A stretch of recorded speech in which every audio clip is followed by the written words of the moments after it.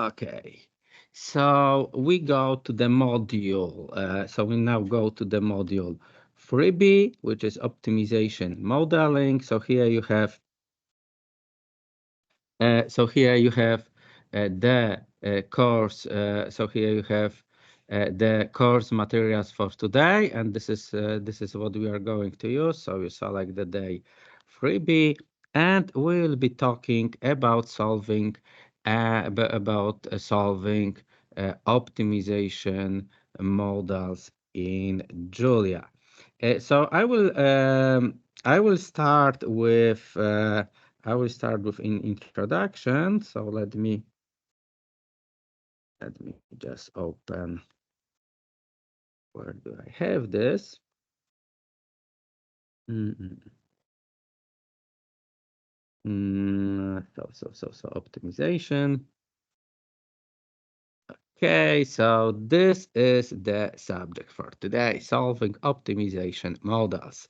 So we start with introduction, and basically in each introduction will be with examples. And this is very nice here because the Julia code can look almost like equations. So it's quite easier to explain what we are going to talk about with Julia code.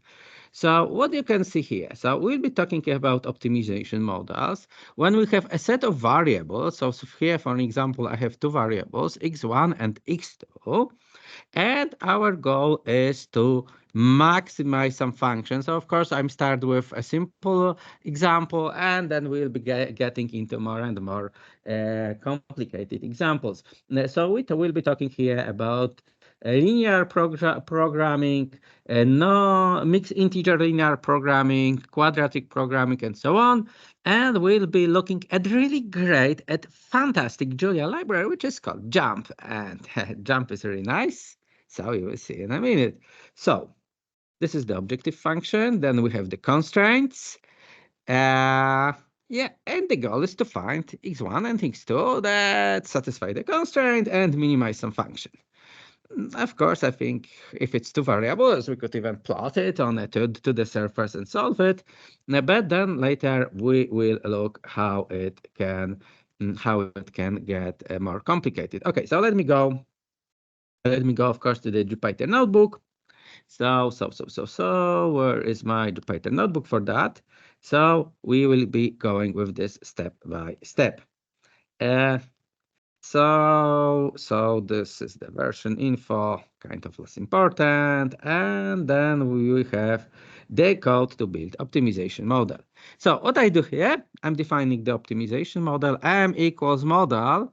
Now, I'm loading here, two libraries are loaded at least.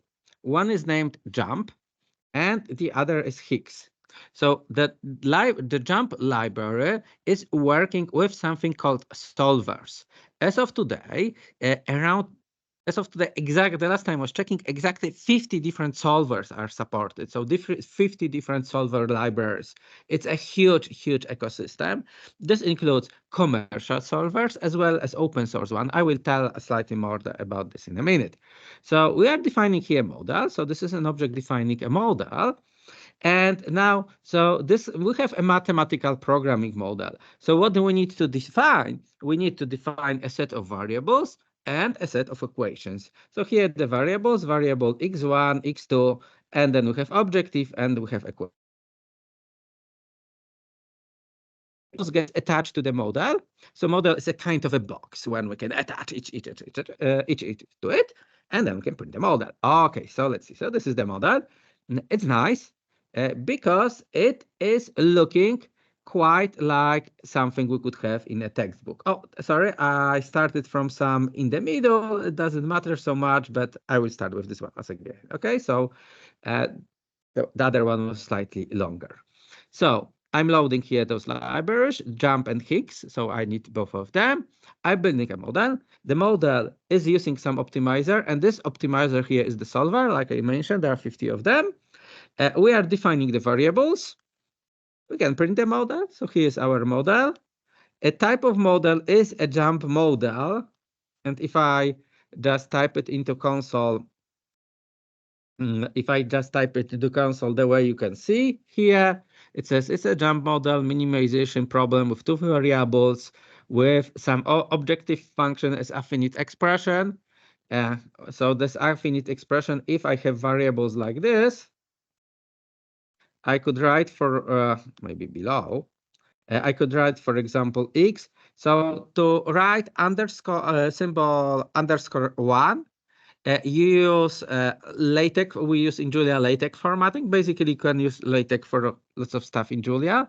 So you type slash underscore one and then press tab, and then we have index one. Okay, so index one, if I do something like index one and I want to check what is the type of this element, you can see this is a variable reference. So x1 is representing a variable in my mathematical model.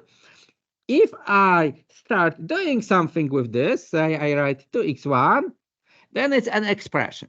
Okay, so I think expression is some expression consisting obviously of variables. So it could be maybe 2x1 plus x slash underscore 2 tab plus x2. It's still a finite expression. If I just type it just to see what happens when I print this, if I print 2x1 plus x2, it's even using some kind of like LaTeX formatting to nicely display it. Okay, so this is a part of equation. Now this is a nice way to do mathematics, isn't it? Okay, so this is how it looks like. So we have the JuMP model here. Okay, how do we solve it? So we have a method named optimize. Okay, bam, you do optimize and see what happens. So this is the solution. So it's running HIC. So this is running the external solver library that was attached to the model. Let's see some size of the model. This is the log. I can, using some configuration parameters, I could turn this log on and off. Okay, but anyway, I can see the model has been solved. Now, I want to get values of those variables. So I have two variables. One is x1 and the other is x2. And I have a common value. Okay, so the common value is yielding the value of the appropriate variable. Okay, here I have the value of x1 and I have the value of x2. So of course I can query the type of this. Okay, this is what I did. It's calculated. By the way, it's quite funny that if I have expression like this one, it says 4x1 plus 4x1 plus x2. One thing interesting is it's making symbolic math. So these are mathematic symbols, but if I do like 4x1 plus 4x1, it knows it needs to aggregate it to say like 8x1. So this is symbolic computing. So those symbols, those expressions we use in optimization model are prone to symbolic computing. This is one thing. And if the model is in solved state, then you can take this expression and take a value out of it, and it gets get computed. Okay, so now in several places, what a big part of this lecture will be about is how to talk between the data representation, because we have usually some data optimization model. Say maybe I have some scheduling or transportation system planning or some other type of business model or practical model. Okay, so I have data coming from the process I want to optimize, and I have the mathematical representation. And yes, this will be about how to talk with those symbolic models and also about the issue in processing them. Okay, great. So this works. We now understand it. I can type value 1, value x2, or if I want to collect several values at once, I can use the dot operator that was discussed on the first day. So this operator allows me to combine several operations at once. So I'm giving here a vector of values. So this is essentially a vector. And when I give this vector of variable references and vectorize this operation, and I get a vector of values. Okay, this is how it works. Should you have any questions, of course, do not hesitate to ask. Okay, now solvers have different properties. So The first model, I got value 1.7 and 4.3. Now, sometimes we want to have optimization models that the variables are not continuous, not real values, but maybe they are integers. So for an example, it could represent maybe number of cars to produce or number of units to produce or number of people to assign to do some job. So you cannot assign half person to do a job, maybe if it's half time, but normally you need to do assignment. So very often we have such a constraint that we want variables to be integers. Now, the difference is small, but there is a huge difference in computational complexity because basically, as long as we are in just plain linear model, the computational complexity is just a polynomial of, the size of the model. It's a polynomial, so, but we can live with that, and we know that there's commercial software can solve like linear programming models with tens of millions of variables, and then it's so these problems are easy. Now, if we move to the word, if we say, okay, this is an integer variable, so it cannot be just any floating point number, then the computational complexity drastically increases. Namely, if we go into any integer optimization models, these models are known to be NP hard. So it takes they are long. It takes long them to solve, and they are very difficult. And usually, the software for solver is at some point using some type of heuristic. We'll be mostly, of course, focusing on on how to use it. Okay, so this is different version of the models. So those two variables, x1 and x2, they have been changed to integers. And now when I run it, you can see this is the definition of my model. This adds two more constraints. So x1 and x2, they are non-negative. They cannot be bigger than 100 and 110 respectively, but this is another constraint. There need to be integers, and this is causing the sharp increase in computational complexity. Then I can run it because this is essentially a different mathematical problem. A totally different piece of solver logs is going to be seen.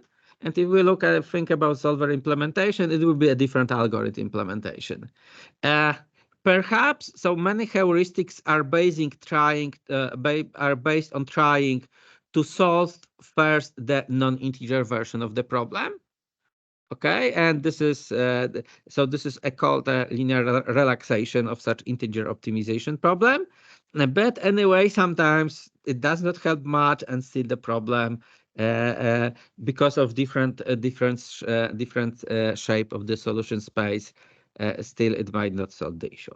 Okay, so of course this problem is very, very small, so it's simple to solve.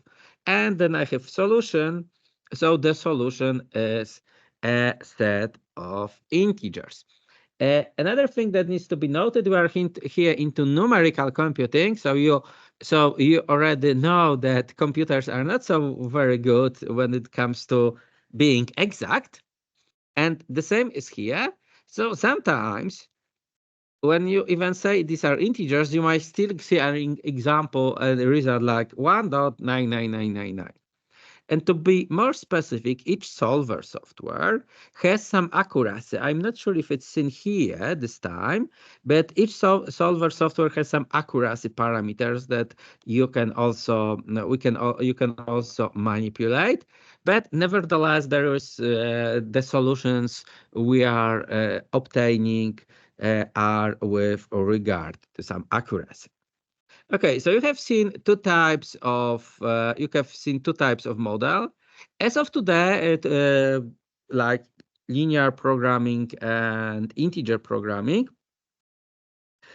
As of today, there are over 50 different solvers being supported. We'll be mostly using Higgs, which is an open source solver, but there are many more. And particularly interesting is a solver named Gurobi, which is a commercial software but can solve quite large problems. Also, what you can see, each solver is supporting different problem types.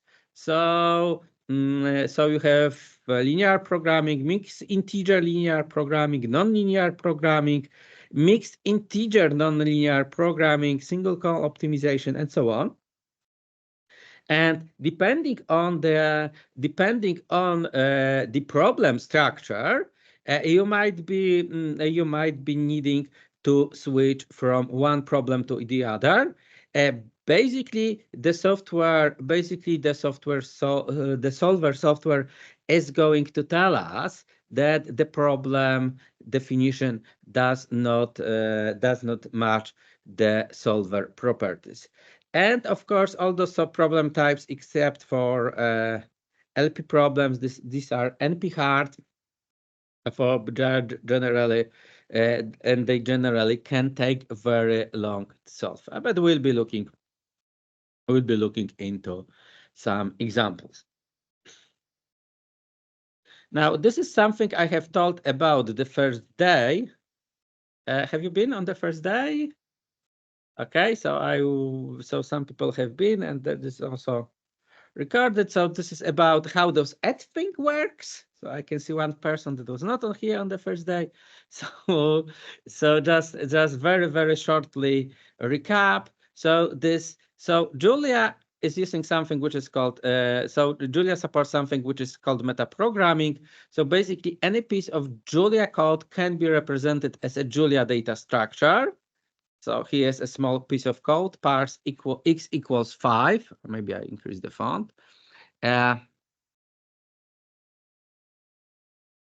Okay, so x equals 5. So if I have x, so I have this piece of code. This piece of code can be represented as a such piece of code can be represented as a Julia data structure. Then we could dump some code. So this is seen as a data structure. And what macros are doing, there's some example of writing some macro, but basically what macros.withAdd are doing, they are transforming one piece of Julia code to another piece of Julia code. So this is something you need to know. So if you are add macro expand, what macro expand is doing, it's showing how macros work. So if we define a variable, say x1, and attach to the model, then what is happening under the hood? Several lines of Julia codes are being generated. This is happening all at the compile time. And my simple statement variable something is being changed to several lines of code. And those lines of code are creating a Julia data structure that represents a variable. Okay, it's too long to read, so of course we'll be not discussing this. Also, with this type of programming, now we are coming here to the area of efficiency, because Julia can process its own code. Okay, so any piece of Julia code is a data structure in Julia. Some very interesting code optimizations can occur. So suppose I have this piece of code. So sinus x plus x squared 5x. Okay, so this is the code. I can print such piece of code as a tree. So this has a tree like this has a tree like representation, but such piece of code can be processed symbolically. So here's an example. A piece of code can, for example, be differentiated symbolically. So I could write simplify differentiate sinus x plus x squared plus 5x.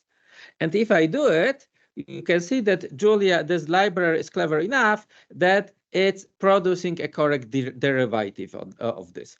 Probably I should run simplify once again of different parameters to get rid of this x plus x, because it should be 2x.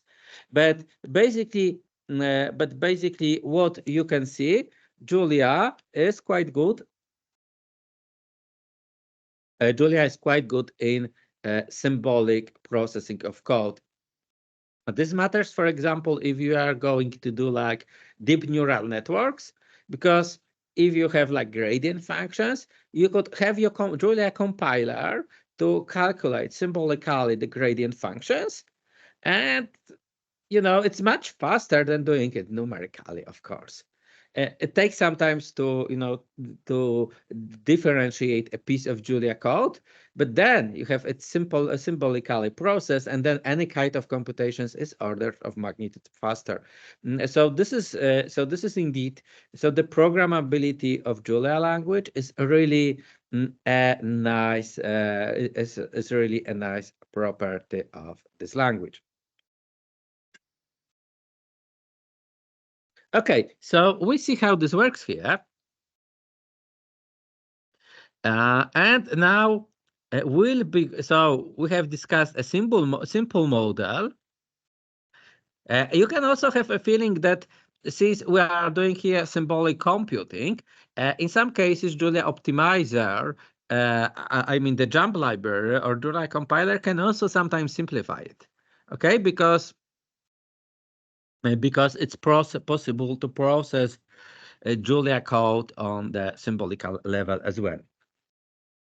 So we have created a very simple model. And now we are going to look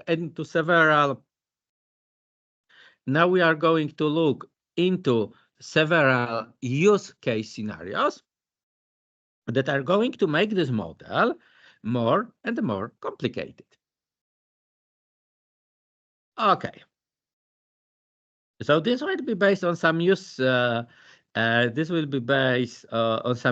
scenarios or with some stylized data. So suppose we are considering a Subway restaurant chain in Las Vegas, and we have 118 restaurants. 18 restaurants have adjacent product warehouses that keep ingredients cool and fresh. And we have a transportation agency, which is built by the multiple of the weight transported goods and the distance. So we want to distribute the goods among warehouses. So we have like 18 warehouses, we have 100 restaurants, and we need to distribute the goods between warehouses in restaurants.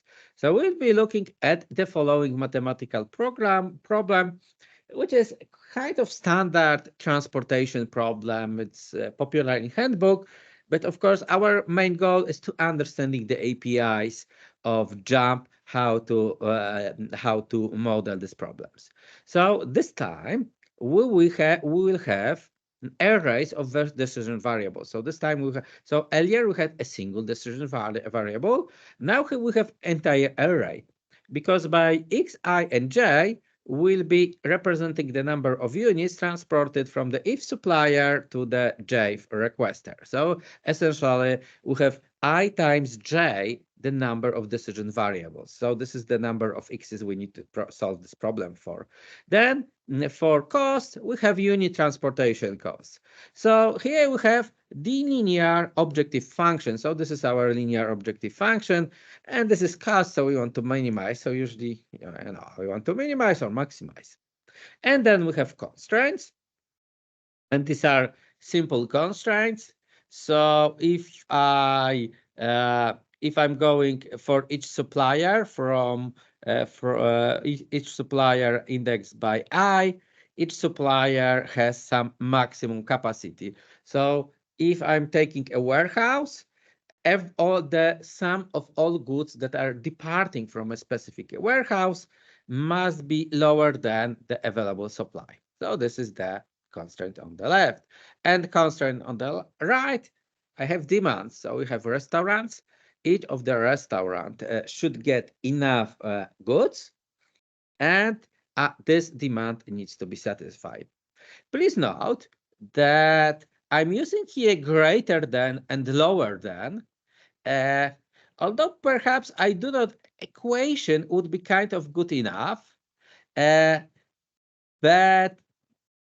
basically, it may be not in this problem, but it's not too big. But basically, very often problems when you use inequalities have kind of like bigger decision space.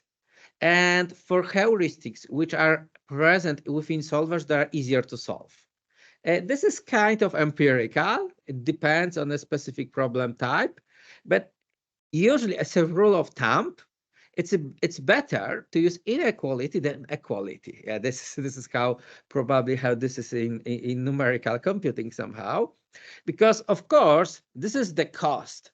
So even if these are inequalities, it makes no sense to deliver to any restaurant more than was requested because it's generating costs. So I'm using here inequality, but if I look at this inequality together with the cost function, I'm pretty sure it will become an equality at the optimal solution. I just make the life for the solver to be easier. Okay, so it might not be that with these small problems, but if problems have 10,000, several tens of hundreds of thousands of variables, very often you can change unsolvable problem into solvable one by changing equalities to inequalities. It depends, but surprisingly often it works. Okay, so now there is the issue, how do we implement this in JuMP? So the main difference is we have arrays of decision variables. Okay, so these are the dimensions of our optimization. These are the dimensions of our optimization problem. So we have 18 we have 18 warehouses, and we have 100 of shops, 100 of locations. Just for simplicity, we'll assume that each warehouse has 100 units of stock, and demand at the restaurant is 18 units. So it seems like I have like 1800 of supply and like 1500 of demand. Just for simplicity, of course, we could use different values. So fill is creating a vector of S values with the values 100. So just to see what is the supply thing, I will print it, but I'm going to transpose it so it looks nice. So these are the this is generating just a vector of 18 values where each value is 100. Okay, so apostrophe is the transposition operator for a vector. Okay, now the next thing I need is a matrix of distances. So this is the data I have generated. I think I've generated it myself. And later I will even show you how to generate some empirical data for some transportation optimization models. I think I have example further the course. So this is a matrix of distances. So for each pair of restaurants, this is a distance measured in meters. Now I have all this data in string. So I didn't want to attach another file with all the distances with all the data. Great, but can they read it? And of course you can read as so I need to convert this string to a numeric matrix. And for complex data structure, there is a CSV.jl library that I think will be used even slightly later in this course, or you can read from other data formats. But when you have just very simple data format, you have just an array, just a matrix of data. There's a very simple standard Julia function, which is named read_DLM. So read is a delimited file. Now it takes either a file or an IO buffer. So I'm taking this string and changing it to an IO buffer. So it's an input-output. If I just provide a string as a parameter, it would try to open file with that name. And I'm also providing the type of data in the matrix. So this is a very simple function that is just reading a text file and transforms this to numeric matrix. Okay, so what happens? I have a matrix of ints. So this is a simple example of parsing the data. Okay, so now let me build that model. So the main difference between this model and the previous one is that X is now a matrix. How can I define it? So I use again add variable, and the application programming interface is the following. I'm defining a matrix of x's having two indexes I and j, and I is from 1 to s, and j is from 1 to d. You can see that it very nicely looks like a code you'd write in a paper or or on slide on slide or mathematical notation. So it's very convenient way to write it. So I'm defining here the variable x. I'm defining here the variable x, and you can see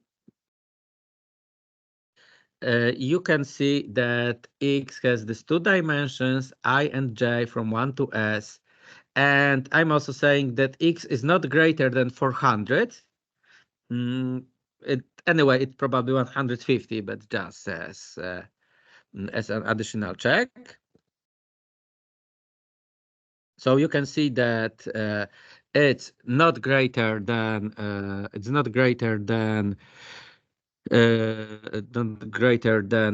400, and it's non-negative because, of course, I cannot transport a negative amount of goods. Okay, easy as that. So what I'm getting here is a matrix of decision variables. Okay, so earlier I had one decision variable, and here you can see a matrix of variable ref. So first I had a single variable. This is really very nice because since this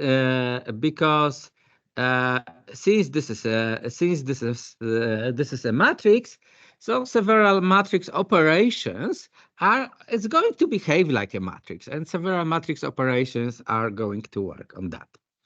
Now, when I'm defining my optimization models, I usually like to define them as closely as possible to the mathematic notation.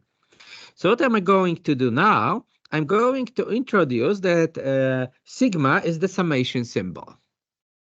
Okay, and how do I type sigma? Like you do in LaTeX. In LaTeX it will be sum. So I type sum, press tab, and then I have nice sigma. Okay, and I'm going to use this as a summation operator, because normally sigma is not defined as summation operator. Why do I do it? Because I like my code to look nice. I like my code to look like equation in the paper. Okay, so now I'm defining the constraints. So the first constraint is I'm taking a single column, because this is column number j. So this is selecting from the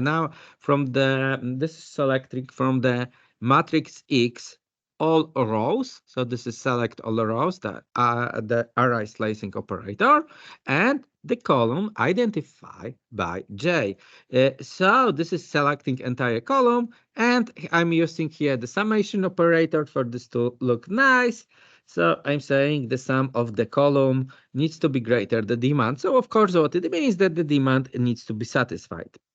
And similarly below, I'm saying here that the supply does not it's not allowed to exceed the supply. Now, the last thing is very nice, because I have the matrix X. I think I have what's happened with my matrix X. Why I didn't press Control Enter here, I guess. Now I have my matrix X. Okay, and I have matrix C. So you know about vectorizing multiplication. So if I want to vectorize anything, so X times C would be matrix multiplication, which I don't do. I could do that, but this is not something, my dimensions even don't match. It's not something I would like to do. I want to multiple those matrices element-wise. And I can just write X multiplied element-wise by the cost. Okay, and then it works. So this is very nice. And I have now matrices of symbols, and basically I could expect the linear algebra operation to work. Like the dimensions of x and c are the same, so I could transpose x and multiply by c, then it's a multiplication for linear algebra, and you can see it works. Okay, so I have a matrix of expressions, but all operations that are defined in the linear algebra are going to work on that. This is really fantastic because it makes things nice and intuitive. So I have the matrix of x, I have the matrix x, I have the cost, so I can multiply it by element wise, and when I calculate the sum of it, okay, I'm getting all my costs. And as you can see, those all costs, this is the objective function. This is an expression, okay? So this is my goal function. Again, you can easily see that formatting here is really nice. Like it has added the indexing and understand that this is a matrix variable and so on and so on. So we are seeing something. I really like the way, and oh, it says 1740 terms omitted. It's nice because it's not blocking me. It's not blocking me the GUI. It would take otherwise too long for a Jupyter notebook to print that all. And you can see it works and it looks really nice. Okay, so these are my constraints, 1, 2, and this is my objective function. So, of course, I press Control Enter, and then my function has been defined. Any questions so far? Okay, great. We have any questions on chat? No. Okay, so thank you. So, and it's a recording, of course. You never know. Sometimes you can forget recording. Okay, so we optimize. Oh, and I now see I remembered to turn on the overhead projector. So sometimes I forget. Okay, so now we optimize this. Okay, and this is kind of big model. It has like 1800 decision variables, but since this is just a linear optimization model, the solvers are pretty fast. We could see how long it took. It takes like 150 milliseconds to solve. Okay, so we have this model with 1800 variables, and it's still 150 milliseconds to solve, and it's solved. So it's generating lots of logs. I think later I will be showing how we can suppress them. And then we have solution. Now, when we are running big models, sometimes what we want to do, we want to check whether this is really solved. Okay, because you see many logs, but sometimes the model, it found some solution, but it may be not the one I wanted to. So it's also worth to show termination status. And here we have the termination status of our solver that it's optimal. Okay, so this means that the optimal solution has been found. But if you are going to look, so I'm writing here type of termination status. This is enum type. So Julia has a support for enum types. And you can see that the journey with your model can end in many, many different ways. Okay, so the model could be infeasible, it could be contradictory. For some type of solvers, you might end up with something being almost optimal. It is very solver dependent. As you know, there are 50 solvers supported. So each of those solvers is huge package. Like, for example, the commercial solver Gurobi, it's free for academia, but if you buy it for business, I think it costs between like $10,000-$15,000 a year for like a single CPU, 8 or 16 threads license. So these are big pieces of software, big powerful pieces of software, and of course they have different properties. But the very nice thing is we have a single user interface. So since we have single user interface, the solution process can end up in many different ways. Or to be, for example, interrupted because of something, or time limit. So for huge models, very often we want to set the time limit parameter. Uh, so, for example, we run a big model and they say, find the best solution you can find within 1 hour.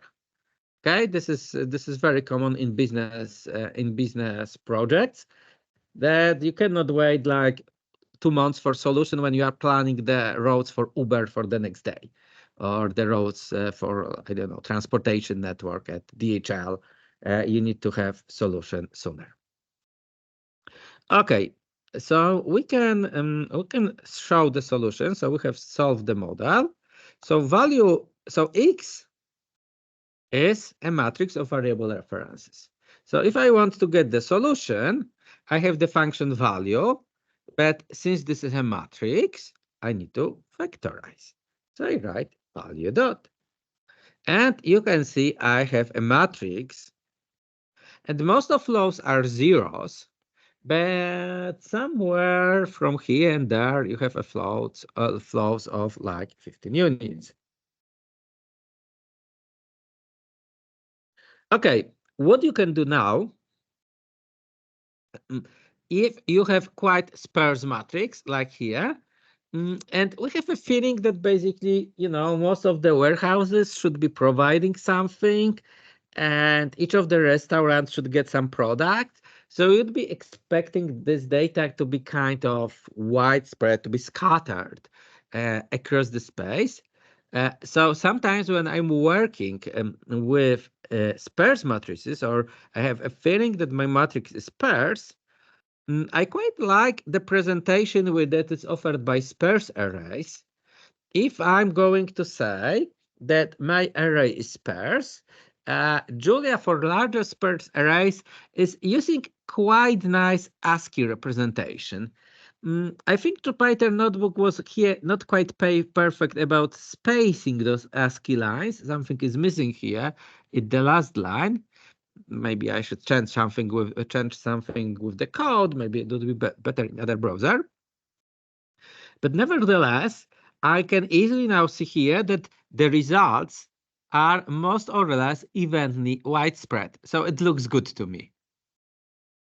Okay, because I know that basically most of the warehouses should provide something, and most of the restaurants should get something. Is it happening in my optimal solution? And this data seems to be nicely scattered. So more or less, this looks fair to me. Now, those all values are those all values. Did I define them to be integers? I don't remember how I defined this in the model. I just forgot. Okay, so we made those variables. Yeah, we made all those 1800 variables to be integers. Okay, because I wanted to define that I cannot. So maybe those products are in boxes or something. So always when you request variables to be integers, still when you go into value, you are getting a values of floats. So normally, if you are going to use this solution for some very further processing, you would be changing floats to integers. So basically, what you do is you are rounding those values. So if you want to do something else with that, you probably do round. And again, round operation, you can vectorize using the dot operator. So you have dot operator, you say you want to round it to x, and a matrix of values. So now I'm vectorizing twice. I'm vectorizing here, and I'm vectorizing here as well. And since the solution process is with some accuracy, if I really wanted to check if against some values, then here I'm using a very funny checker, which is approx. Approx. I type approx and press tab. And this is approximate equation. There is also approx function in Julia when you can define epsilon. This is taking some default values for approx, but basically if we have some, if I type like this, it's also true this case, but it might not be depending on the numerical accuracy. But if I want, to check something which I know it has been rounded and so on, I'm accepting the situation that maybe it's 14.9999999, then I could use the approx function just to be sure. And the last thing we can ask, if we assume these were the transportation costs across all those warehouses, I might want to ask the question, how much did it cost to transport? So more specifically, I might want to request the objective value. Of course, and we have that. Since our model is solved, we can query the objective value. Of course, just to note, if we query the value or objective value before the model is solved, we'll get error we get. I even don't remember, but invalid state basically error. So if I just, if I just wanted to create a model, and just after the creating the model, I would try to query the value of X, then it won't work. The model has been modified since the last call to optimize. Okay, so you can of course query the value of variable at the moment you solve the model. So first you need to solve the model and then you can query. There will be slightly more on that later. Okay, so now we are going to do another thing, still with transportation. Okay, so I have here a person who came to San Francisco and is a big fan of McDonald's restaurant. And I have here a tourist in San Francisco who plans to visit all McDonald's restaurants. And this use case will consist of two parts. One part, I'm going to slightly show you how we can extract this information from real world data. So if you wanted to visit, say, all Burger Shack places in Boston in one day, it's also possible. So one part will be how to extract the data, and the second part would be how to plan the route. So this is kind of use case scenario on how to plan routing on maps. So the first thing we want to do, we want to extract the data about locations of McDonald's restaurant. So we'll be using a project which is called OpenStreetMap. Okay, and let me show you that.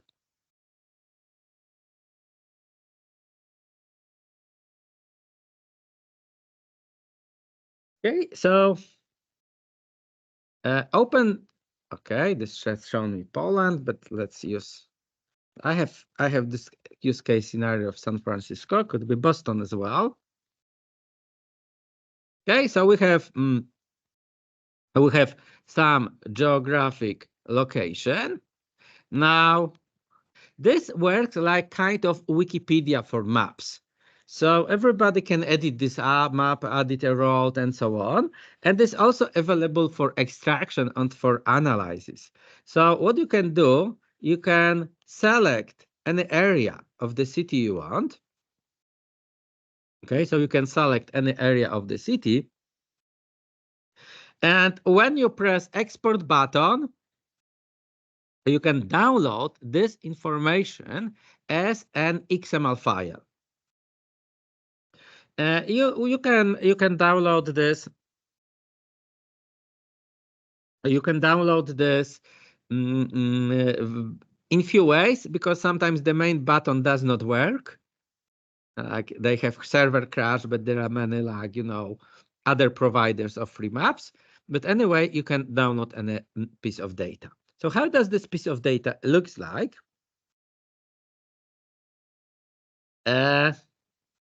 Okay, and for this, let's have a look for data around data center, which is adjacent building. So it looks so just a fragment, of course, of it's just a fragment of data. So this is an XML file. It can be also in other similar formats like PBF. And then you have bounds. So you have geographic coordinates, latitude and longitude. Then you have it's a three-layered data structure. You have nodes, and nodes are essentially points, although they can have tags, like here you have somewhere entrance to the data center. Then you have ways, and ways are defining bigger structures. So for example, it could be entire building and city Cambridge and house number 33. Okay, and we can have also we can have also relations, and relations are kind of bigger data structure. So you can select any piece of data. So this XML has been achieved by selecting this small area of SM and exporting this. Okay, so all the word around us is in an XML file, and we can download it. So what we so that there is a big set of libraries in Julia for working with maps, but these are the maps that I'm developing. So I always like to show some stuff I work on. So these are the projects. These are the projects I'm maintaining, and we'll be now using one library to extract the information about McDonald's. Because as you can see, this is consisting quite a lot of data. So basically, if you look into such maps, or information about quite everything is present. So let us see what we can do with that. I'm to go here. Okay. So the first thing I'm going to do, I'm going to download the file. Now I prepared the file before the classes, in order not to download, not to overload the OpenStreetMap servers. Like people, so sometimes I'm presenting it to larger groups of people, or like use of everybody online. We have plenty of people online now. If everybody download it at the same time, maybe it might not be good. So this is a simple piece of code that downloads it from somewhere at Amazon where I uploaded this. This downloads a zip file, and then the zip file is getting unzipped to your local folder. If the cell is run more than once, then it checks if the file already exists, so not to download the file many times to make your life easier. So here we are downloading the file. So we have the OSM file. If you wanted, you could do the same with Boston. Just to recall, you just select the file. You just select. You click export. Oh, it says it's too big. Okay, but you can just select any area. Select any area. Press export, or use Overpass API that allows for bigger export, and then immediately it downloads the XML file. Okay, so now I clicked, so I downloaded the XML. So this file got quite big. It was 180 megabytes. So even small area is quite big file, because every business, every location, every bench, every tree, everything what is there, it's described. So those files can have a really great detail. Okay, so I go back to my file. So we have downloaded it. Now I'm going to extract the information about businesses, and several fields in OpenStreetMap have their tags. And tags are basically defined by key and values. And McDonald's are usually tagged as brand McDonald's. So this is the piece of info. So we have downloaded the OSM file. And if I do this query over the XML file, I'm going to get the coordinates of all McDonald's restaurants. So it's easy as that. So it's parsing the file. Using this approach, if you wanted locations of all businesses of some kind in the US, you could easily do it. We could download XML for the entire United States and, for example, find all the hamburger restaurants in the United States if you need it for some analysis, or maybe you are a big fan of hamburgers. Okay, so now we have this. So easy as that. We are getting the results as a data frame, which you already know. And now, for each hamburger place, I have latitude and longitude coordinates. Okay, so is this that? This is so what this library is doing. The library is named OSM toolset. You can take any map that you downloaded from OpenStreetMap project and extract. It's called points of interest. Extract all points of the map. Okay, I think it found 18 McDonald's in San Francisco.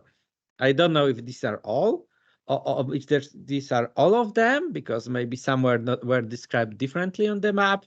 But I was comparing that with, we can even check. We can take some piece of coordinates.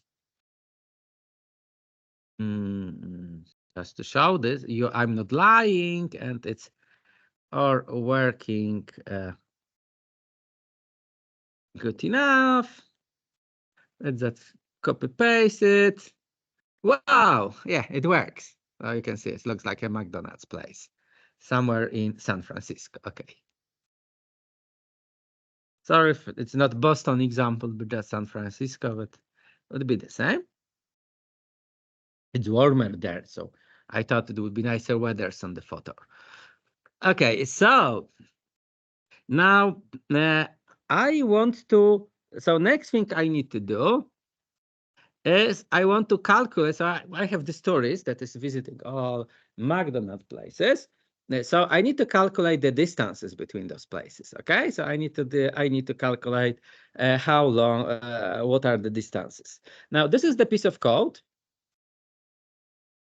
that is parsing the map and changing it to a graph. Okay, because any road network could be represented as a graph. Okay, and what it's doing, it's generating an object showing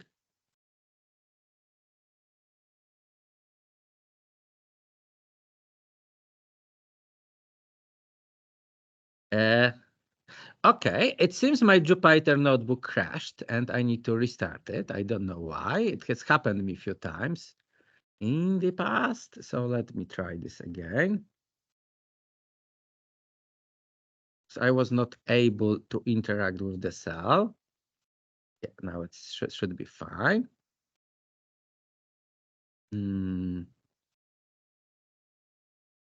Okay, so we are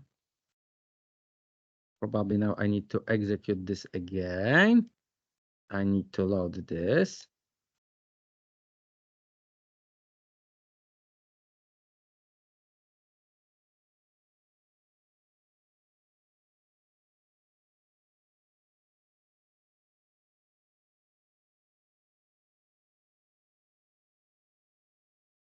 Somehow getting blocked.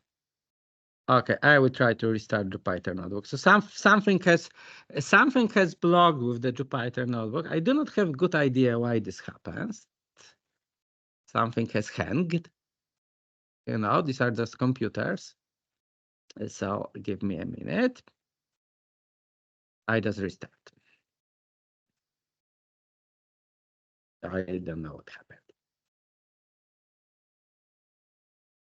Okay, should be fine now until it crashes again. Hopefully not. It's not very often. It sometimes happens. Let's see.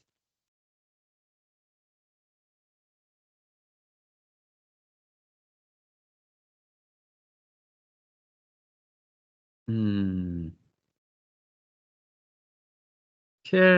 and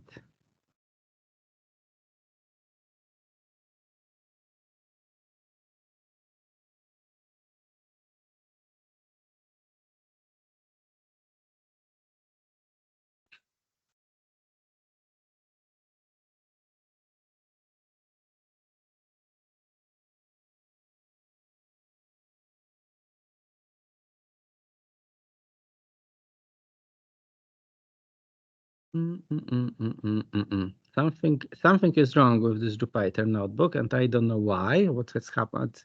Or maybe this Jupyter notebook somehow crashed. The file is corrupted because I'm not able to run the cell. Anybody has idea? It doesn't work. It's like it's now read only for some reason. Something has crashed with this Jupyter notebook. Let me try with Jupyter Lab. Maybe open this. I don't know what happened. Blah blah blah. So here I'm Jupyter Lab. I handle that. That's worst case. I will just download it once again. This is surprising. Sorry about this. Not my fault though. Okay, now it runs in Jupyter Lab. So something has happened when I press Control Enter, the cell would not run. I don't know what. Something has crashed, like it went to read only mode. Okay, so so when I run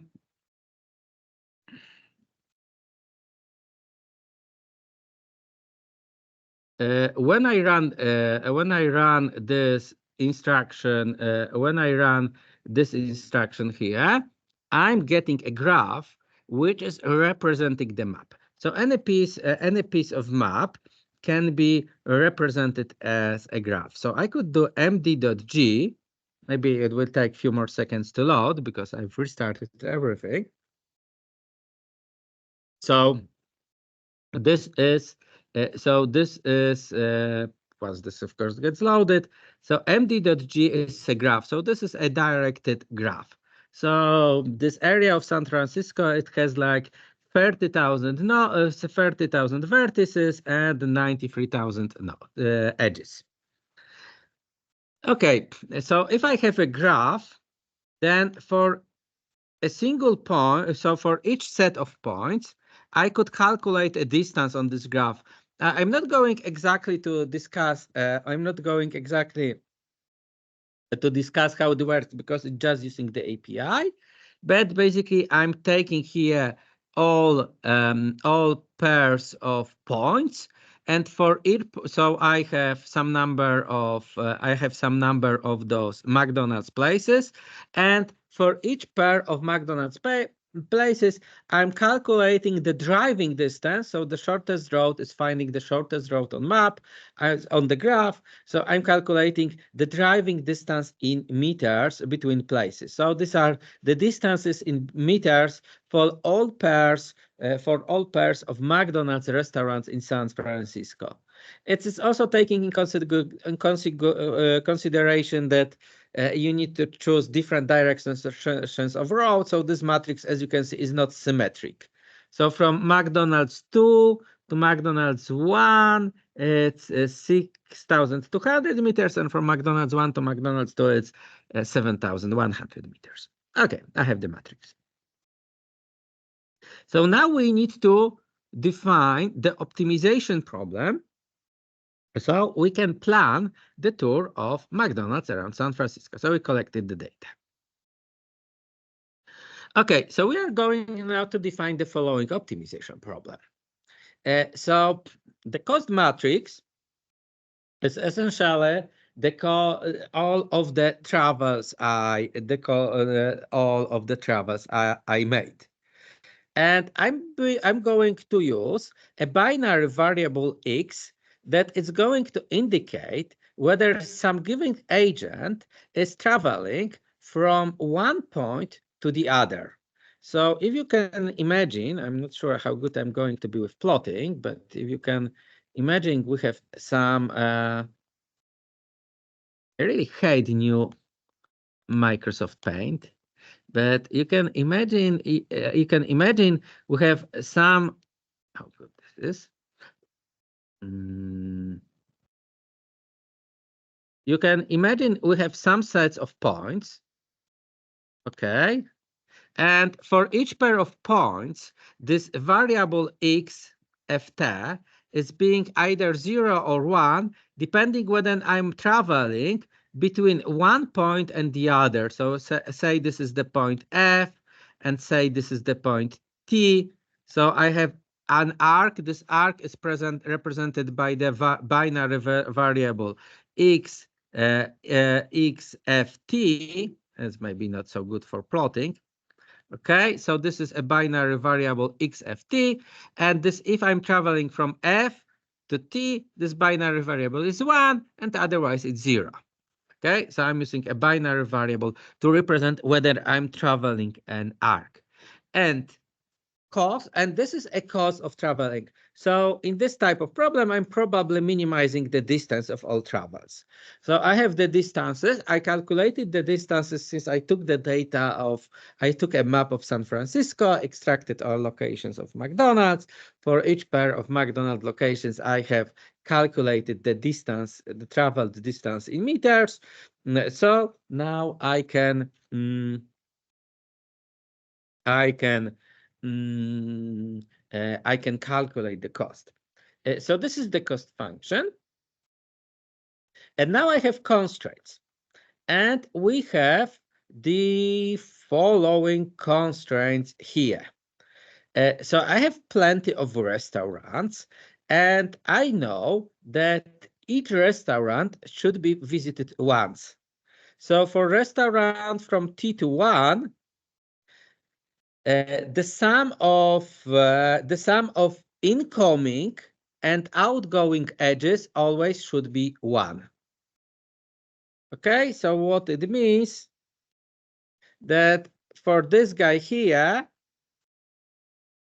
if I have arrow, only one arrow can be incoming. So let me paint this guy in some color. So if I have a guy, sorry, if I have a guy like here, only if I have the red guy, only one edge can be incoming and one edge can be outgoing. Okay, is it clear? Okay, so this is defined as a binary variable. So I'm saying that only one edge can be an incoming edge, so there can be only one travel like this and only one outgoing travel. Each possible edge is, so each possible travel for each pair of McDonald's is represented as the variable x. So I'm saying, so I have the binary variable x, whether I'm traveling between f and t. So I'm saying here that the sum of x ft is equal to 1. So this is the sum of all edges from the sum of all edges coming out of f. And here I'm saying the sum of all edges coming to t is equal to 1. Okay, so the sum of all outgoing and incoming journeys need to be 1. So I need to visit each place exactly 1. Now, I cannot have self loops. So restaurant, so starting from a restaurant cannot visit itself, I meant here, I cannot have self loops. So if I eat at some one McDonald's, I'm not going back to the same McDonald's. It means that this matrix representing the trips on the diagonal, it can have only zeros. Now I need to avoid cycles. Okay, so what I need to avoid in this model is the case when I go from A to B and then I go back from B to A. Okay, I do not, of course, I want to visit all the restaurants. So if I have 18 McDonald's places, I can have one big cycle that visits all of them. That's not any other place. Now, the problem is that the number of possible cycles is growing exponentially with the number of restaurants. And even for the problem with like 18 restaurants, I would not be able to provide all of the constraints for all possible cycles. Because if you have 18 restaurants, then you have all cycles of 2, all cycles of 3, all cycles of 4, 5, and so on. So these are the Stiglitz number of the second kind, and there are plenty of this. This grows exponentially. So I cannot do it like this. So what can I do is the following way. We are going to use an approach here named lazy constraints. We are going to semi-define the problem. So I will start with this problem definition. I'm going to give not fully defined problem to the solver, and then I'm going to get some solution. But then I'm going to explain to the solver that I do not like this solution because it has a local cycle. And now probably drawing the local cycle is only possible on keyboard, on Blackboard. What I mean, I'm not sure how it's going to go for online, but if I have like points, here are the locations of McDonald's restaurant. With this model definition, with this model's mathematical model specification I have, what's going to happen? I'm going to get a road like this one, and second road like this one. And this is, of course, problem. Now, does every restaurant has been visited here once? Yes. Is every restaurant visited? Yes. Is it a nice road to visiting our restaurant? No way. I don't like it.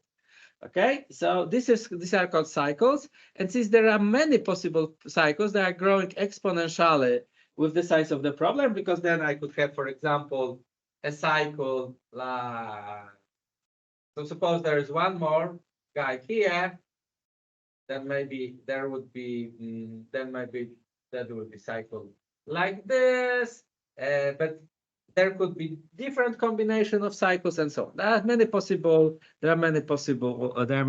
cycles here. So what I'm going to do, I'm going to present to solver a not perfect solution like this one. Then the solver is going to see that solution, and I'm going to say what's wrong with it. So I'm going to say, no, guy, you cannot allow this pair of cycles. Find some other solution. And it turns out that this heuristic works pretty good. So in this way, I'm not able to, I don't have to specify all modal, because it turns out that in optimal solution, only a very small percentage of all constraints is needed. I do not know which are the constraints needed to find a nice solution that has a single cycle, but I can add constraints iteratively. So let's do it. So we do it in the following way. So first, we are defining the problem.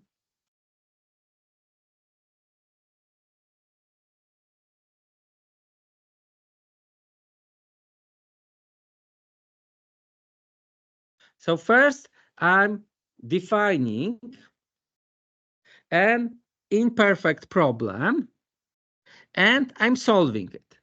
Okay, so I'm defining the problem, and I'm solving it. Why I'm not?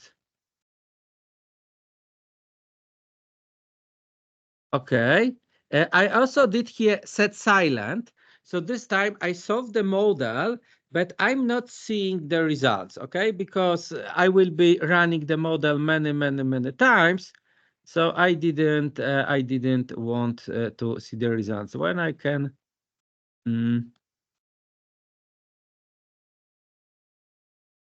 maybe this is better.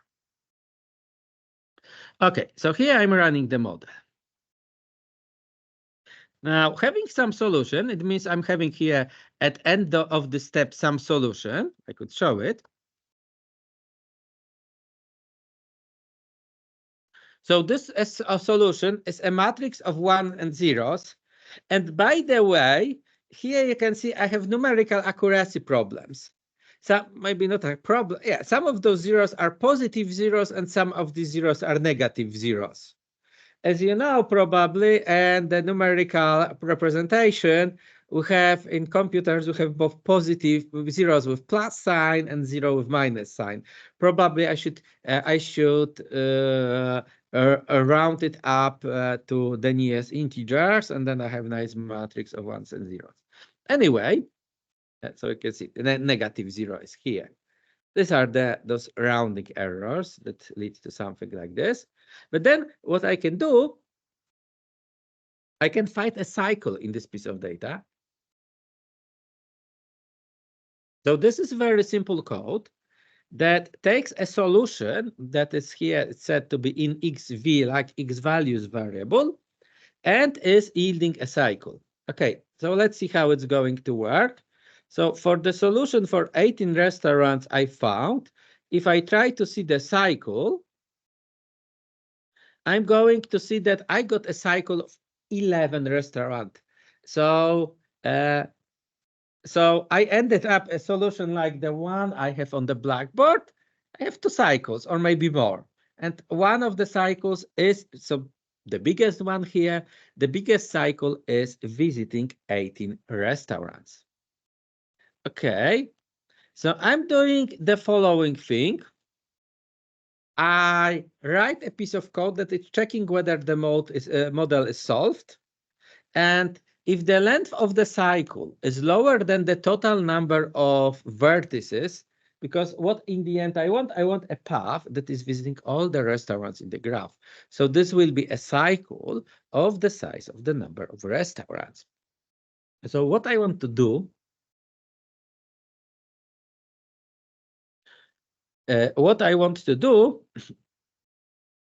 is to check for the size of the cycle, and when it's too small, I'm adding a constraint that does not allow this specific cycle. So I'm saying this very specific cycle is not allowed.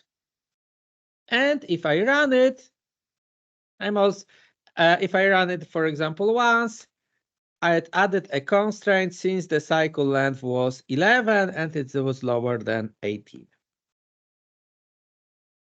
So I have here the following loop.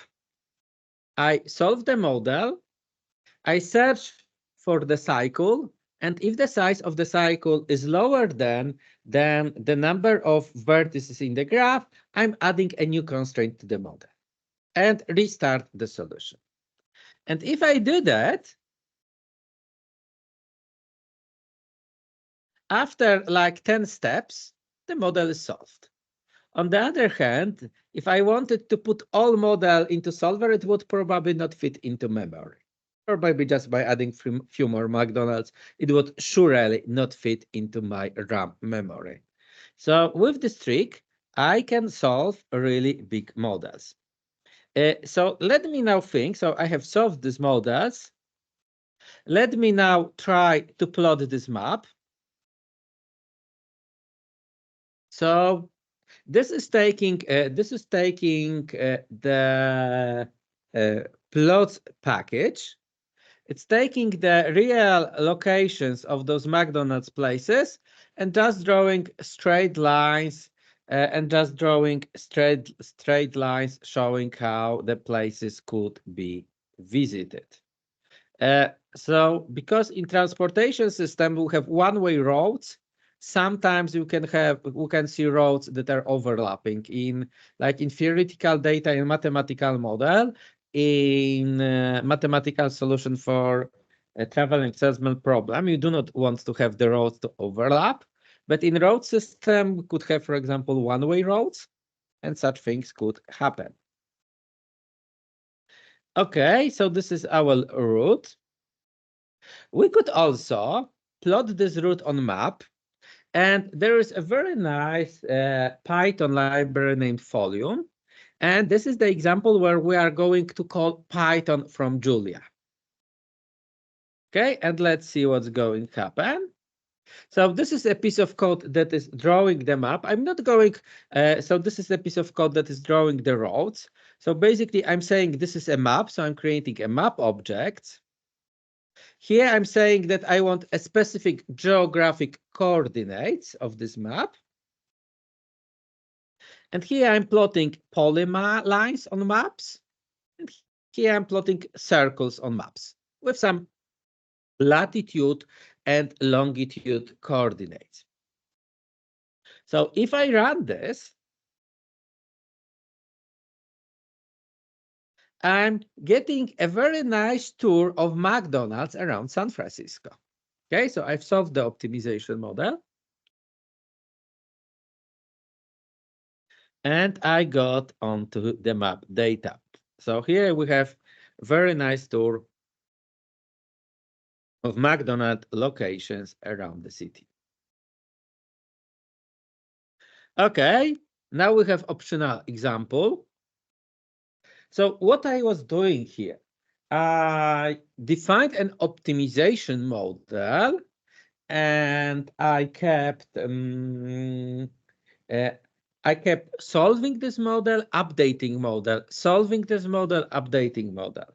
Now, commercial solvers allow for integration of this process, because if you run a solver, if you run mathematical programming solver, and you need to restart it, all the previously gained information about the solution space is lost. And these are basically some kind of bound and branch algorithms. And if you spend some time solving, the solver has already connected some information about mathematical properties of the model. So commercial solvers support something which is called lazy constraints. It allows us to, if you have the solution process that is navigating around the solution space of the model, it supports dynamically adding new constraints to the model as you go. You cannot add anything else, like you cannot change the objective function, because at least in Gurobi, in their implementation, they would lose all the information in bound and branch tree, and basically this is, if you change the objective variable, it would mean you have lost the solution. But other than that,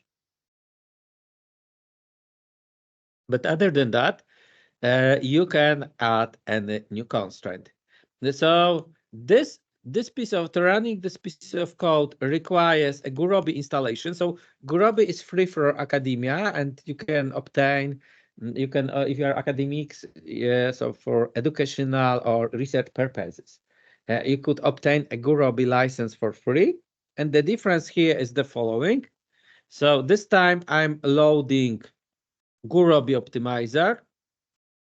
Usually also I set some time limit for my Gurobi solver. Here it's 1 minute, because then if you are running big models, sometimes it can take several minutes to solve.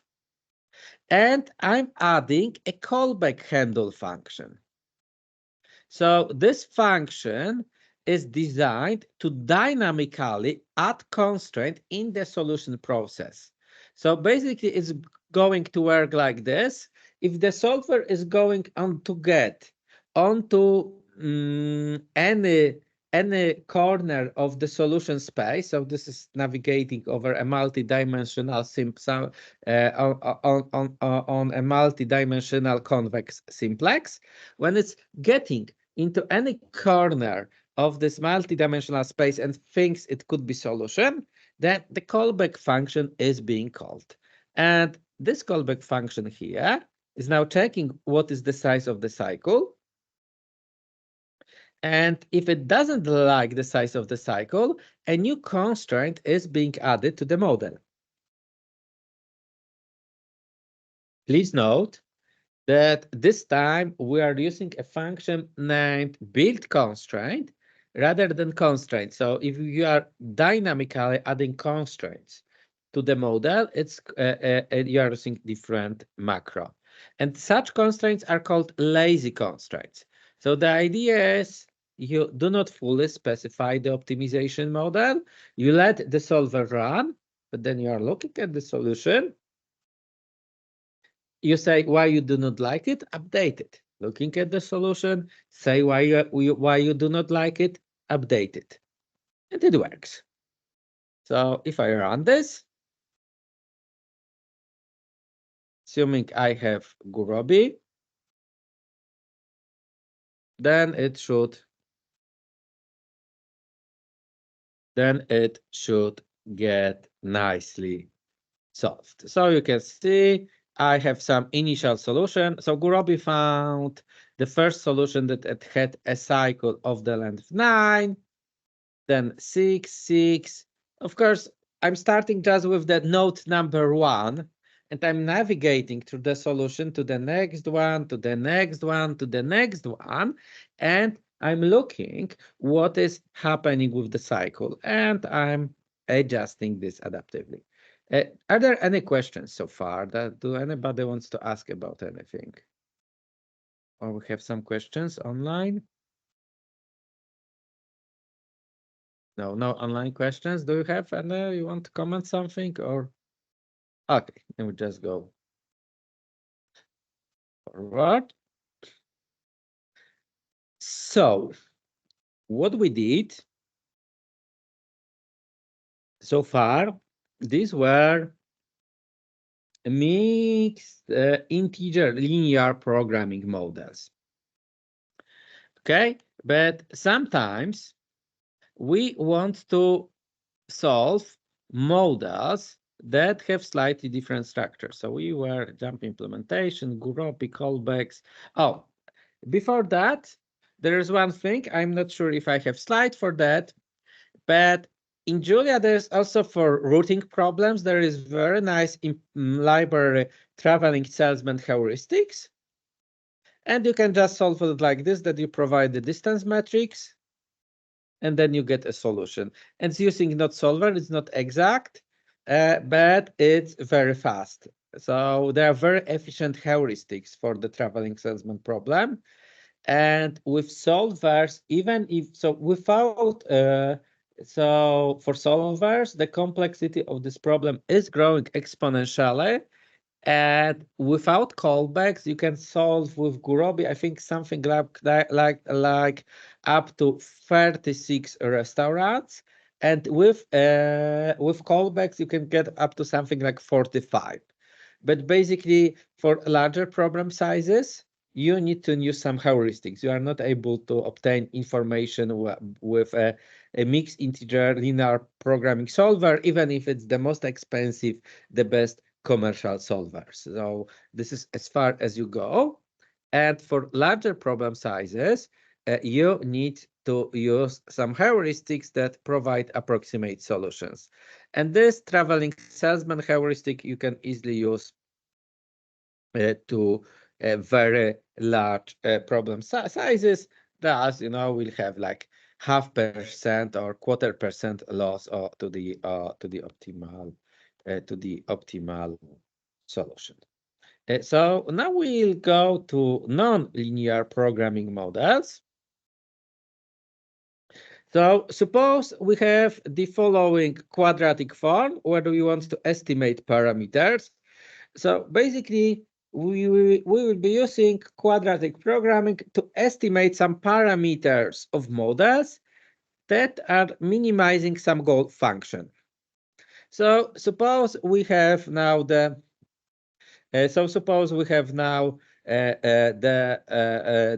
following. Suppose now we have the following model. We have y that depends on some vector of x values, and so this vector it's it's two element vector, and we have observed values y. We have some number of observations of x, n, exactly big N of observations of x, where each bolt x is a vector, and we want to estimate the values of parameters a and b. And we know that the mathematical model is looking like this. So we want to find the values. So what we could do, we want to find such values a, b, and c that they minimize some error function. And here we are using just some. So here we are just minimizing sum of squares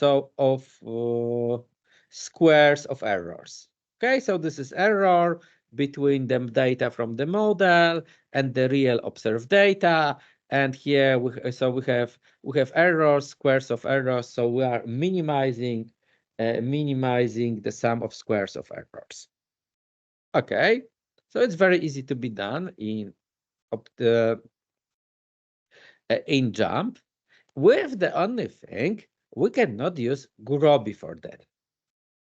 Okay, so let me show. So first, I'm generating some data for this problem. What I do here, I start with some model specification for A, B, C. I'm using 1, 10, and 7 respectively. I'm defining this square matrix A, and I'm defining the value, the series of values E, where this epsilon here is representing the error. So I'm just generating. So for this optimization problem,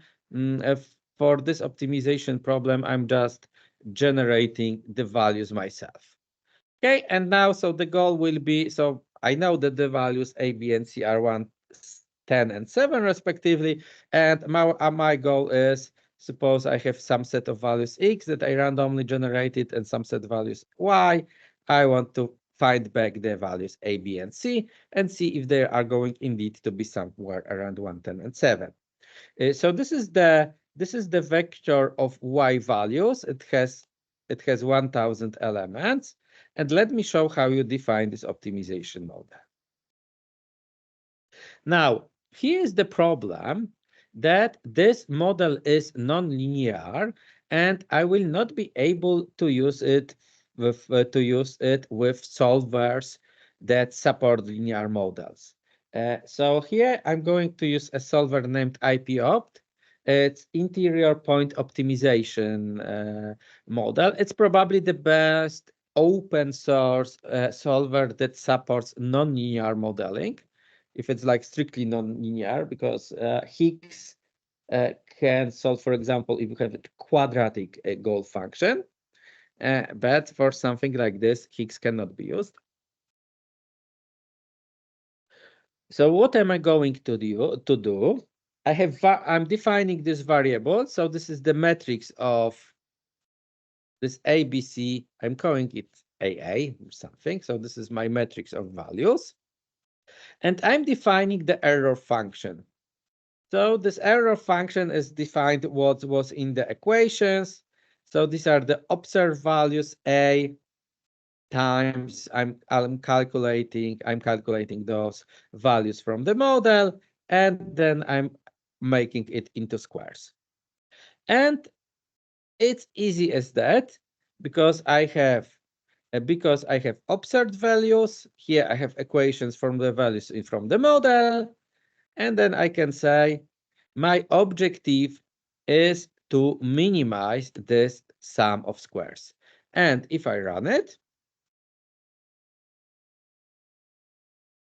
it's going to run the IPOpt optimizer this time.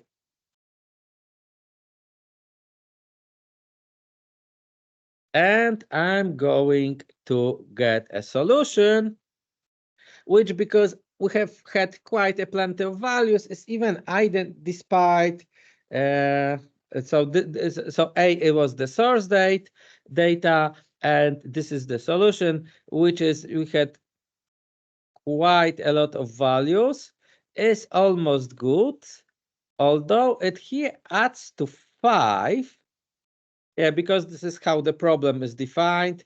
I had two values that it was a half and a half, but it does not matter how those two values are distributed over those two fields. So I got something which adds to, so the diagonal, it's not diagonal, the minor diagonal should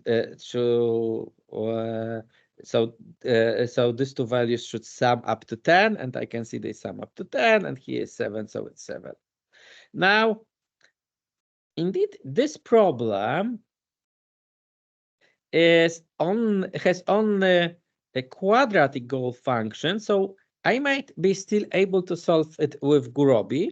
So if the goal function is quadratic, I think it could still work with Gurobi. That's why I added this example. So let's see what we do if I run this via Gurobi. The log is very long, but you can see that I managed. You can see that I managed to solve this problem of Gurobi. I got 1, 10, and 7. I got 1, 10, and 7 for the solution values. So this function was so I had here a problem with quadratic goal function, and up to quadratic goal function, Gurobi can help. Although the models can be more complex. So now let's look at real complex model.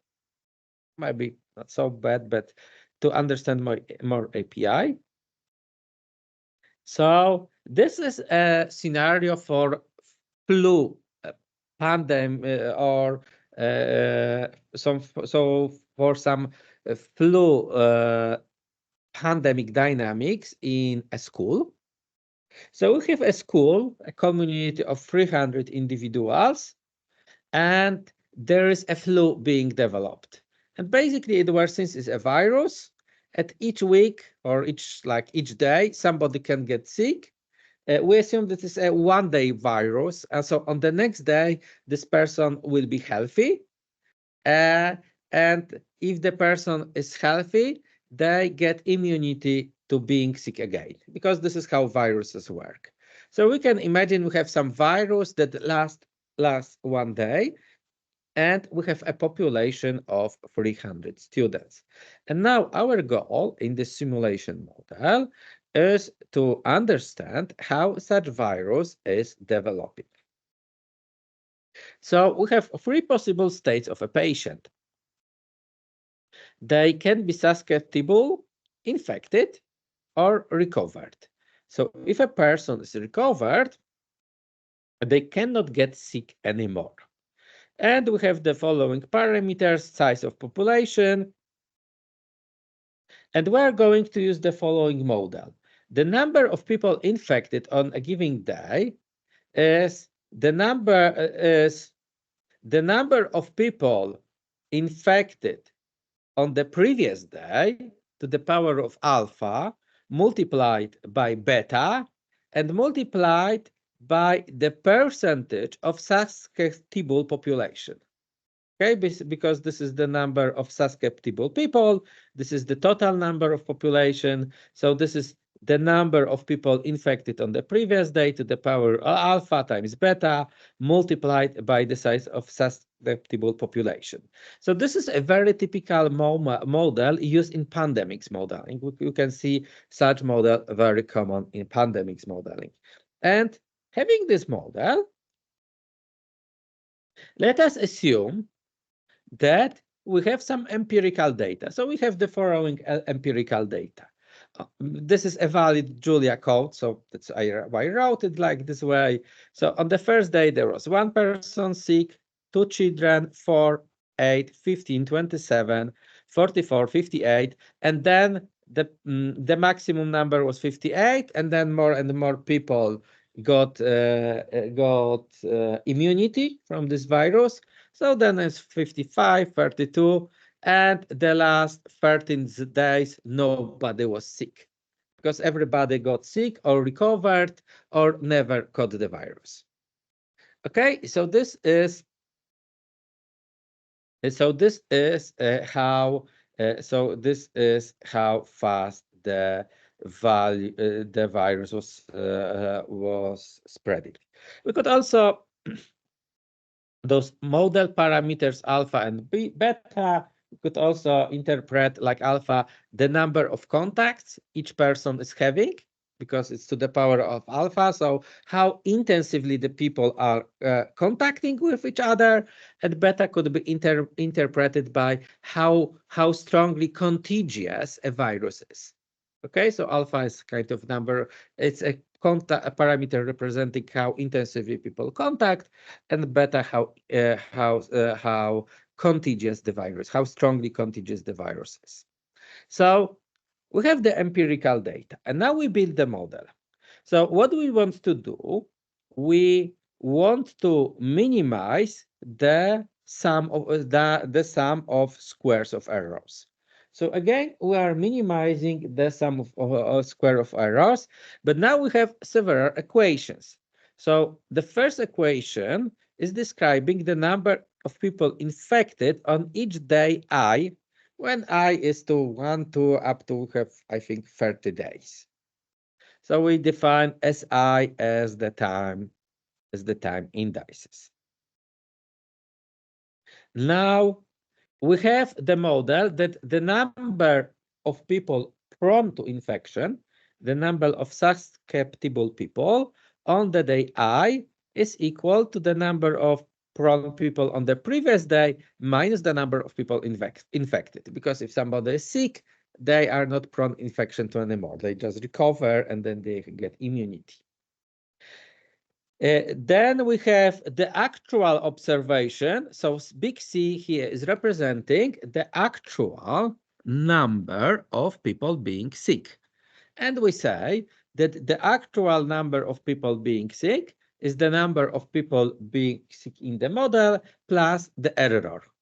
Okay, or we could say that the error is the difference between the real number of people being sick and the number of people being sick in the model. Now, we also know that at any time, the number of people cannot be negative. The total number of susceptible people, of course, cannot be larger than the population size. And we have also some bounds for typical bounds for the parameters alpha and beta, and we define them as for these ranges. Okay, so how do we do it via JuMP? Now, this is a strictly non-linear model. So this will be kind of more tricky. So first, we're loading the required libraries. We define, so the number of observed cases is like 30, so like the number of days is 26. So we have the number of people being sick over 26 days. The total population is 300. So this is our input data to the model. And having this input data, we can define the model. So first I define the model. I'm also passing here the parameter to limit the number of logs. So print level is an IP opt parameters. Those parameters are always specific to each solver. So each solver has a totally different set of parameters. And usually you need to check it up at the solver's documentation. And now I'm defining the variables. So the variable alpha is between half and 1.5. The variable beta, okay, it's easy. This is also easy. So now you need to see, so this is the number of people infected in the model. And I also define this as a variable, okay, because it's part of the model definition. It's the number of people prone to infection in the model. And I also define it as a parameter. These are vectors. These are the errors that I will want to minimize. Now, I need to now define how the error is calculated. So the error in this model is calculated as a difference between the number of people infected in the model and the number of observed cases. Now, the number of people infected on the first day is 1. So because I need to keep it going, and this is also something I'm seeing in the data. But this is the only thing I want to fix. So I want my epidemic to start with a single patient because this is what is in data, and this looks to be quite crucial. Now here I'm defining the number of people, the function for number of people infected. Now it goes as NL constraint because it's not even quadratic, it's strictly non-linear constraint. Quadratic in optimization is a kind of case you do not always need to state that it's non-linear because usually solvers can linearize in some clever ways quadratic constraints. But here I need to tell JuMP this is non-linear constraint, so it knows it needs to do different symbolic processing on that. And here I'm defining it. So it's beta times previous day to the power of alpha times a percentage of the population prone to the infection. So I'm adding this as a non-linear constraint. Then the number of people prone onto infection on the first day. And I'm adding the number of people prone to infection on each subsequent day. And then my objective is again non-linear because I'm minimizing the sum of squares. So if I run this model now, so now I'm just printing it. So you can see this is a big, you can see this is a big non-linear model, quite big one. Okay, blah, blah, blah. Because I have all those, so each of the states is described as a separate constraint. So now I can write optimize on it. And if I run optimize it, you can see that here I have the estimated values of parameters alpha and beta. So I'm solving this model, minimizing the number of people infected. So maybe, so I have parameters number alpha and beta, but maybe, for example, I would like to see what is the number of people infected in the model. So I could do something like println transpose this value, and you can see, so the one thing I'm seeing here, it's first I have 1 people infected, 2, 3, but then I have 7.8 people infected. So I might want to add an integer constraint on decision variable. Unfortunately, best to my knowledge, no open source solvers supports integer optimization for this type for nonlinear models. So there are commercial solver, there is BonMin that makes it possible, but I think it's paid even for academia. But as far as I know, open source solvers can only work with floating point numbers for the decision variables if you have non-linear optimization problems. So this is getting tricky. So if I wanted to make sure that these are all integer variables, I will not be able to use an open source solver. So this is something. So this is something worth knowing. So do we have any questions? So does somebody wants to comment something? So we have like 5 minutes left. I can just also tell one short thing for the last 2 minutes, or somebody wants to ask something. Okay, so one small addition. So sometimes in some models, you might want to have more than one goal function, one objective function. Okay, because we have been always here minimizing or maximizing something.